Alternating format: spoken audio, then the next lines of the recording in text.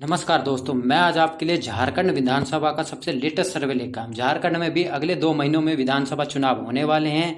तो झारखंड में जो जेएम के मुख्यमंत्री थे उनको जेल हो गई थी, लेकिन वापस आने के बाद वह फिर से एक बार मुख्यमंत्री बन गए हैं। तो सोरेन के नेतृत्व में कांग्रेस पार्टी और जेएम पार्टी मिलकर चुनाव लड़ेगी। तो किसके पक्ष में माहौल बनता हुआ दिख रहा है? क्या बीजेपी पार्टी सत्ता में लौटती हुई दिख रही है?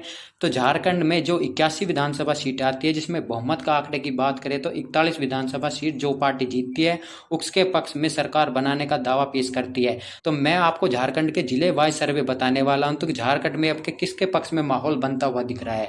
अब की बात करें तो सबसे पहला जिला है जो झारखंड में, वह गढ़वा जिला है, जहां पर 2 विधानसभा की सीट आती है। इस 2 विधानसभा सीटों की बात करें तो एक जेएम पार्टी के पक्ष में और एक कांग्रेस पार्टी के पक्ष में जाती हुई दिख रही है। अगले जिले की बात करें तो जो आता है पलामू आता है, जिसमें 5 विधानसभा की सीट आती है। जिले की बात करें तो पलामू विधानसभा जिले की बात करें तो इसमें 5 की 5 विधानसभा सीट भाजपा पार्टी के पक्ष में जाती हुई दिख रही है। जेएम पार्टी का सुपड़ा साफ होता हुआ दिख रहा है।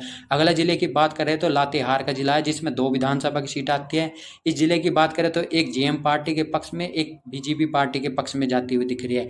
अगले जिले की बात करें तो लोहरदगा का है। इस जिले की बात करें है सीट जेएम पार्टी के पक्ष में जाती हुई दिख रही है। एक ही विधानसभा सीट आती है इस जिले में। अगले जिले की बात करें तो अगला जिला है सिमडेगा का। सिमडेगा के जिले की बात करें, इसमें 2 विधानसभा की सीट आती है।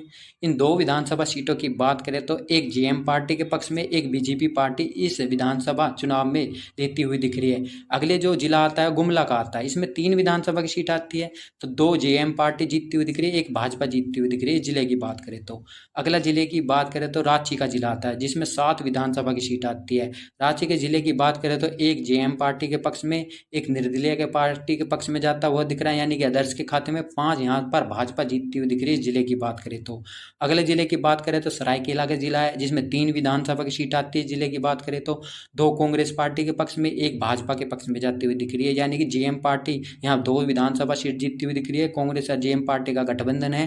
वहीं बीजेपी पार्टी यहाँ 1 विधानसभा सीट जाती हुई दिख रही है जिले में।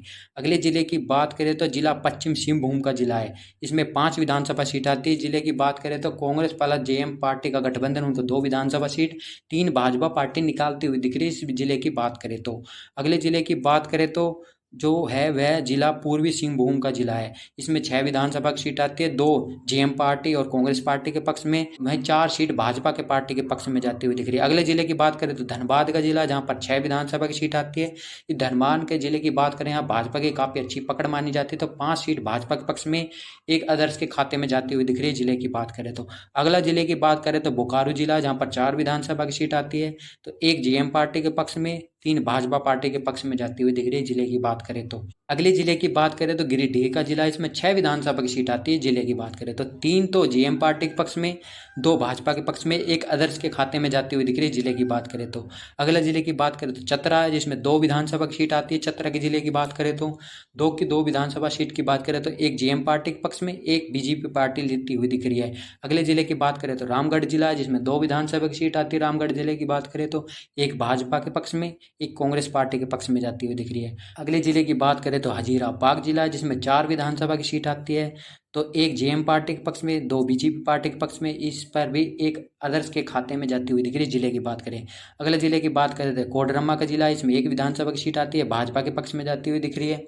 अगले जिले की बात करें तो गोंडा जिला है, जिसमें 3 विधानसभा की सीट आती है, 2 भाजपा के पक्ष में, एक आदर्श के खाते में जाती हुई दिख रही है। अगले जिले की बात करें तो देवघर का जिला है, जिसमें 3 विधानसभा की सीट आती है। 3 की 3 विधानसभा सीट पर भाजपा का कैंडिडेट जीतते हुए दिख रहे हैं, यानी कि जेएम पार्टी का सफाया होता हुआ दिख रहा है। अगले जिले की बात करें दुमका जिला, जिसमें 4 विधानसभा की सीट आती है, 2 भाजपा के पक्ष में, 2 बीजेपी पार्टी के पक्ष में। अगले जिले की बात करें तो पाकुड़ जिला, जिसमें 3 विधानसभा की सीट आती है, 2 जेएम पार्टी के पक्ष में, वहीं एक विधानसभा सीट भाजपा के पक्ष में जाती हुई दिख रही है। अगले जिले की बात करें तो साहिबगंज की जिला है, जिसमें 3 विधानसभा की सीट आती है। तो एक विधानसभा सीट की बात करें तो यहाँ जेएम पार्टी के पक्ष में, वहीं 2 विधानसभा सीट की बात करें तो भाजपा के पक्ष में जाती हुई दिख रही है, यानी कि जो झारखंड की 81 विधानसभा सीट की बात करें तो बीजेपी पार्टी यहाँ 45 विधानसभा सीट जीतती हुई दिख रही है। वहीं जेएम पार्टी कांग्रेस का गठबंधन 21 विधानसभा सीट, अदर्स के खाते में 5 विधानसभा सीट जाती हुई दिख रही है। वहीं वोट शेयर की बात करें तो जेएम प्लस कांग्रेस पार्टी का जो गठबंधन है उनको 35% वोट शेयर मिल सकता है इस विधानसभा चुनाव में। बीजेपी पार्टी यहाँ 47% वोट शेयर ले सकती है, अदर्स के खाते में यहाँ 18% वोट शेयर जाता हुआ दिख रहा है। यानी कि इस सर्वे के मुताबिक बात करें तो झारखंड में आपके भाजपा वापसी करती हुई दिख रही है। जो जेएम पार्टी का गठबंधन है, कांग्रेस और जेएम पार्टी मिलकर विधानसभा चुनाव लड़ती हुई दिख रही है, लेकिन अब के वह सत्ता गंवाती हुई दिख रही है और भाजपा का मुख्यमंत्री बनता हुआ दिख रहा है झारखंड में इस चुनाव की बात करें तो। यानी कि झारखंड में अब के बीजेपी पार्टी के बल्ले बल्ले होती हुई दिख रही है। आपको क्या लगता है, झारखंड में कांग्रेस पार्टी जीतने वाली है, बीजेपी पार्टी जीतने वाली है? तो कमेंट में अपनी राय देना ना भूले। जय हिंद, जय भारत।